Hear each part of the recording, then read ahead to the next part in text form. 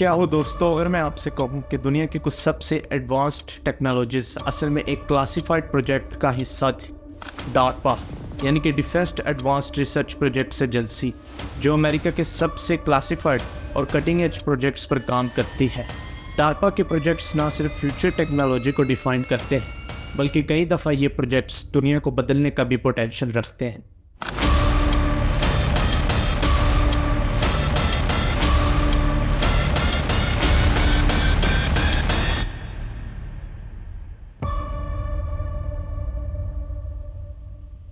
तो शुरुआत करते हैं दोस्तों डार्पा से कि आखिर डार्पा क्या है। डार्पा एक रिसर्च एजेंसी है जिसको 1958 में बनाया गया था।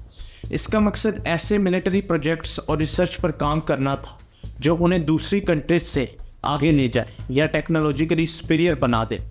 सोवियत यूनियन ने जब अपनी फर्स्ट आर्टिफिशियल सैटेलाइट स्पुतनिक को लॉन्च किया तो अमेरिका ने रियलाइज़ किया कि वो टेक्नोलॉजी और स्पेस रेस में पीछे रह गए हैं, इसलिए डार्पा को बनाया गया था। डार्पा के प्रोजेक्ट्स हमेशा कटिंग एज होते हैं, जैसे कि space exploration, biotechnology, artificial intelligence वगैरह। डार्पा का काम सिर्फ थ्योरी तक महदूद नहीं होता, बल्कि इनके प्रोजेक्ट्स का मकसद इन थ्योरीज को प्रैक्टिकल एप्लीकेशंस में कन्वर्ट करना होता है। दोस्तों, ये तो हमने देखा कि डार्पा क्या था, इसको कब बनाया गया और इसका क्या मकसद है। अब हम कुछ देखेंगे डार्पा के ऐसे फेमस प्रोजेक्ट्स को जिनको आज हम इस्तेमाल करते हैं। पहला फेमस प्रोजेक्ट जो कि है इंटरनेट। आपने ये शायद सुना होगा कि इंटरनेट डार्पा की एक क्रिएशन थी। हकीकत यही है कि इंटरनेट की शुरुआत आरपैड से हुई थी, जो डार्पा का एक प्रोजेक्ट था।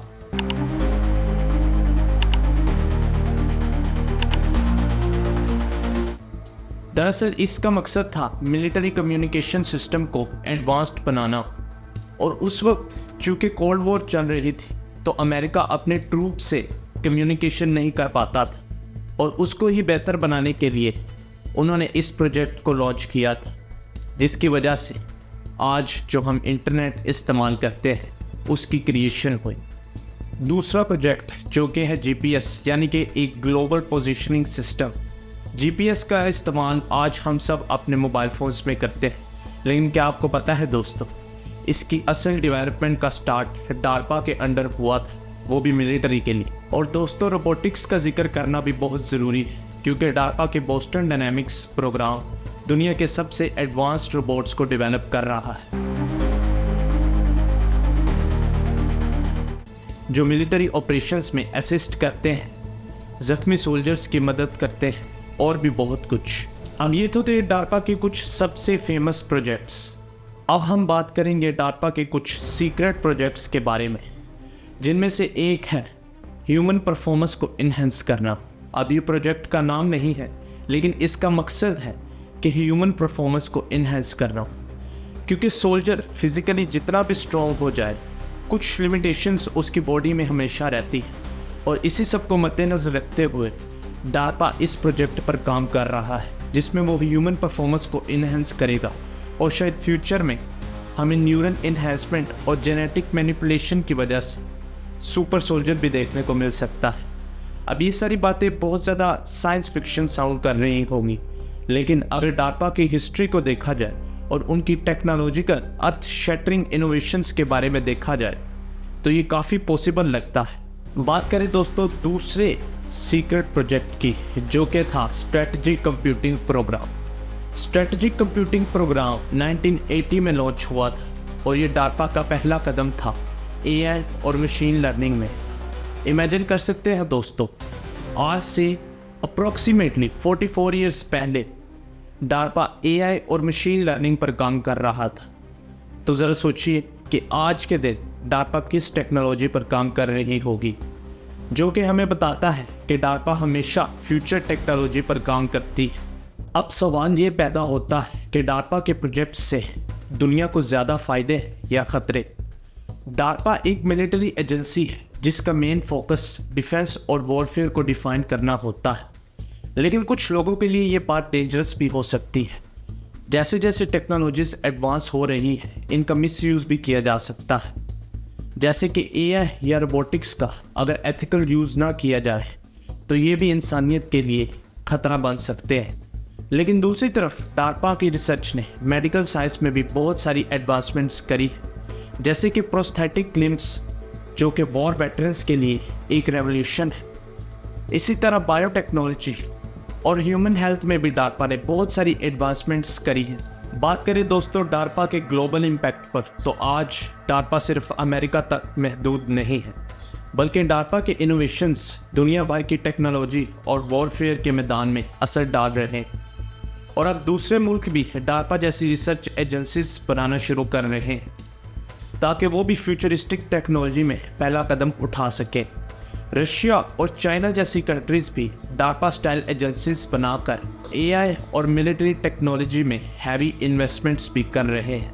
लेकिन दोस्तों ऐसा कौन सा पैटर्न है जिसकी वजह से डार्पा को इतनी सक्सेस हासिल है और वो इतनी ग्राउंड ब्रेकिंग टेक्नोलॉजिकल इन्वेंशंस करते हैं? वो पैटर्न क्या है उसको ज़रा समझते हैं दोस्तों। तो वो पैटर्न कुछ इस तरह है दोस्तों। सबसे पहले चैलेंजेस आइडेंटिफाई करना। डार्पा उन एरियाज़ पर मेन फोकस करती है जहाँ पे फ्यूचर में नेशनल सिक्योरिटी ऑफ यूएस को खतरा हो सकता है। उसके अलावा cyber attacks, biotechnology, artificial intelligence और स्पेस सिक्योरिटी वगैरह शामिल है। Number 2, programme offices. डार्पा में हर प्रोग्राम का एक सेपरेट ऑफिस होता है, जैसे कि defence science office, information innovation office, biotechnology office और टेक्टाइल टेक्नोलॉजीज ऑफिस। ये सारे ऑफिसेज सेपरेट होते हैं। नंबर 3, इनोवेटर्स के साथ काम करना। तो दोस्तों डार्पा की खुद कोई ऐसी बेस या लेबोरेटरी नहीं जहाँ पर वो ये सारी टेक्नोलॉजिकल इन्वेंशंस करती हैं, बल्कि डार्पा उन प्राइवेट कंपनीज और यूनिवर्सिटीज़ को टारगेट करता है जो किसी ग्राउंड ब्रेकिंग या अर्थ शेटरिंग टेक्नोलॉजी पर काम कर रहे होते हैं। फिर डार्पा उनको फंडिंग करता है ताकि उनका प्रोजेक्ट जल्द से जल्द बन सके, या फिर वो कंपनी और यूनिवर्सिटी डार्पा को प्रपोजल भेजती है और जैसे ही वो प्रपोजल एक्सेप्ट हो जाता है डार्पा उनको फंडिंग करती है। इस तरह डार्पा इनोवेटर्स के साथ काम करता है और किसी न्यू टेक्नोलॉजी को क्रिएट करता है। Number 4, high risk. डार्पा इस बात के लिए फेमस है कि वो हाई रिस्क प्रोजेक्ट्स पर काम करती है जो हाई रिवॉर्ड का पोटेंशियल रखते हैं। ऐसा भी नहीं है दोस्तों कि डार्पा जिस प्रोजेक्ट पर भी काम करती है वो सक्सेसफुल हो जाए। कई ऐसे प्रोजेक्ट्स भी हैं जो फेल हो जाते हैं, लेकिन शायद ये फ्रीडम टू फेल ही है जिसकी वजह से इस तरह की इनोवेशंस पर वो काम कर सकते हैं, वो भी बगैर किसी सक्सेस की फ़िक्र की। क्योंकि अगर वो सक्सेस की फ़िक्र करेंगे तो फिर वो शायद इस तरह के ग्राउंड ब्रेकिंग टेक्नोलॉजिकल इन्वेंशंस ना कर पाए। Number 5, project timelines. डार्पा दूसरी एजेंसीज के मुकाबले अपने प्रोजेक्ट को जल्दी से कंप्लीट करती है। डार्पा का प्रोजेक्ट मैक्सिमम 3 to 5 ईयर्स तक का होता है और इस पीरियड के दरमियान वो किसी भी प्रोजेक्ट पर काम करते हैं और उसको कंप्लीट करते हैं। आखिर में दोस्तों सवाल ये बनता है कि डार्पा को हम एक रे ऑफ होप समझें या फिर एक डार्क फ्यूचर का साइन। इसमें कोई शक नहीं कि डार्पा ने बहुत सारी अर्थ शेटरिंग टेक्नोलॉजिकल इन्वेंशन करी हैं। इंटरनेट और जीपीएस की एग्जांपल आप सबके सामने है। लेकिन ये बात भी बहुत सच है दोस्तों कि डार्पा मिलिट्री डोमिनेंस को भी प्रमोट कर रहा है, जो कि फ्यूचर में एक कॉन्फ्लिक्ट भी बन सकता है। मेरी राय में टेक्नोलॉजिकल इन्वेंशन इंसानियत और एथिकल पर्पस के लिए इस्तेमाल करी जाए और डार्पा जैसी एजेंसीज पर भी अकाउंटेबिलिटी होनी चाहिए ताकि फ्यूचर में इस टेक्नोलॉजी का मिसयूज़ ना हो। आप इस बारे में क्या कहते हैं दोस्तों? आपका डार्पा के बारे में क्या ख्याल है? क्या ये एक रे ऑफ होप है या फिर एक डार्क फ्यूचर? कमेंट्स में ज़रूर बताइएगा। और आखिर में दोस्तों, कीप क्वेश्चनिंग, स्टे क्यूरियस, और मैं मिलता हूँ आपसे किसी नई वीडियो के साथ।